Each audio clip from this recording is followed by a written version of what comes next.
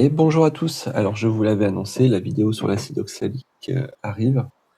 Voilà, j'ai donc acheté un sublimateur, c'est l'Oxalica Mini Plus je crois, et je l'ai pris avec l'adaptateur Parkside. Donc quand on reçoit, bien sûr l'adaptateur n'est pas monté, car on choisit l'adaptateur batterie au moment de la commande. Et je vous ai laissé les images du montage, vous verrez c'est quand même très simple à monter. Donc on enlève les vis qui sont pré-vissées sur les supports. On enfonce les cosses. Alors il faut veiller à mettre le fil rouge avec le plus, le fil noir avec le moins. Donc il faut les enfoncer au maximum pour avoir accès au pas de vis. Voilà, le premier était un peu réticent, je me suis un peu aidé du tournevis. Voilà, je rajoute la vis. Elle se visse légèrement de biais, c'est fait exprès, il n'y a pas de souci. C'est pour pouvoir avoir le pas de vis dans l'axe du tournevis. Alors là, vous voyez, j'ai bien mis le plus avec le fil rouge.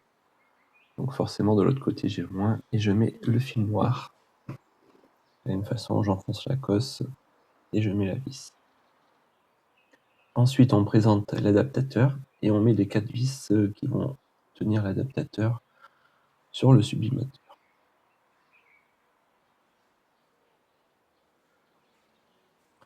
Voilà, plus qu'à tester. Je vais chercher une petite batterie. Donc dès qu'on enclenche la batterie dans cette version, voilà, la LED se met à clignoter, d'abord en rouge puis en vert. Et tant que la LED clignote, ça veut dire que l'appareil est en chauffe. Une fois qu'elle est en lumière fixe, l'appareil est chaud. Donc voilà, mon premier essai est fini.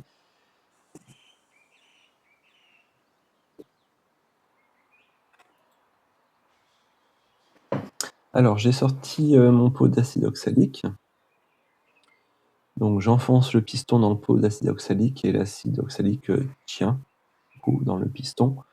Le piston permet de régler les doses. Là, il est réglé sur une dose de 2 grammes, je crois, par défaut. Et donc, il suffit d'appuyer sur le piston, la poudre tombe dans le sublimateur et elle se transforme en vapeur. Donc là, vous voyez que la vapeur, elle sort par le haut, aussi par le bas. Et je vais vous ouvrir cette hausse pour que vous voyez la quantité de fumée qu'il y a. Et voilà. Donc bien sûr, j'ai le masque avec... j'ai une masque intégrale avec les filtrations pour ne pas avoir d'acide oxalique qui rentre dans les poumons. Donc tous ces essais, je les ai faits avec l'acide oxalique de base. Donc c'est l'acide oxalique qu'on trouve pour pouvoir faire des nettoyages. Elle coûte vraiment très peu cher au kilo. Mais pour les abeilles, quand j'ai les abeilles dans les ruches, je mets le Varoxal, donc qui est l'acide oxalique pareil en poudre, mais qui a l'AMM, donc on a le droit de l'utiliser sur les populations d'abeilles. Alors, je vous montre mon premier essai sur la ruche Varroa. Donc j'ai fait une sublimation par le bas, par l'entrée de la ruche. Donc on voit que l'étage du bas est bien rempli par la sublimation, ça y a aucun souci. Par contre, la sublimation ne va pas monter dans l'étage supérieur. Donc même 5 minutes plus tard, aucune sublimation n'est montée sur la ruche. Donc j'avais déjà entendu que les vapeurs de sublimation avaient plutôt tendance à descendre et pas à monter. Et c'est pour ça que certains font par le haut. Alors sur les ruches d'Adam, vu ce qui s'est passé sur la ruche Varroa, je pense que comme il n'y a pas d'étage, la vapeur devrait réussir à passer dans toute la ruche et à bien se dissiper. Donc je poursuis par le haut. Sur mes premiers essais, j'avais pensé faire une sublimation par le nourrisseur, mais en fait j'avais déjà passé mes ruches en hivernage, où j'avais mis l'isolant réfléchissant et des isolants, et j'avais supprimé les nourrisseurs car les ruches là sont pleines à craquer au niveau réserve. Donc je poursuis ma sublimation en passant par le bas. Donc ce que je vous conseille, c'est entre chaque passage, c'est de bien nettoyer le piston. Là, on voit que sur le passage sur la ruche d'Adam, j'avais pas bien nettoyé le piston et comme je l'ai mal enfoncé, du coup, il y a de l'acide oxalique qui est passé par les petits trous. Donc si vous donnez un petit coup de chiffon sur le piston et que vous enfoncez bien, il n'y aura pas de fuite à ce niveau-là. Par contre, on va découvrir un nouveau problème. C'est que j'ai voulu mettre une rallonge de tuyau sur l'acide oxalique et que du coup, ça va boucher petit à petit la sortie de l'acide oxalique du sublimateur. Et le sublimateur va se mettre à fuir.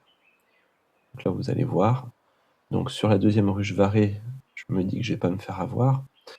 J'attaque la sublimation par le haut. Le problème, c'est comme mon tuyau est tout bouché, et ben, l'acide oxalique passe partout, sauf par le tuyau.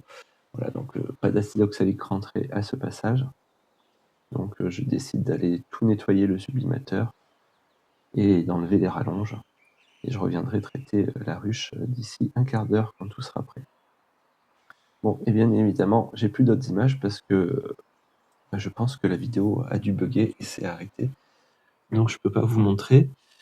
Mais en fait, la sublimation par le haut permet une meilleure répartition des vapeurs d'acide oxalique dans la ruche. Parce que les vapeurs, elles ont plutôt tendance à descendre. Et donc on arrive à mieux toucher les abeilles avec cette sublimation. Alors là, je pense que la ruche que l'on est en train de regarder, c'est la ruche que je vous ai montrée dans la vidéo précédente, là, le petit essaim fin juin. Et on voit que pendant l'été, il s'est bien développé, en sachant que j'ai dû le nourrir du 15 juillet au 20 août, parce qu'on était vraiment en canicule sécheresse, il n'y avait rien à manger. Et j'ai dû soutenir à peu près toutes mes ruches. Allez, on se retrouve le plus rapidement possible, parce que là, je suis en train de tourner une vidéo sur le montage d'une ruche RBC. Là.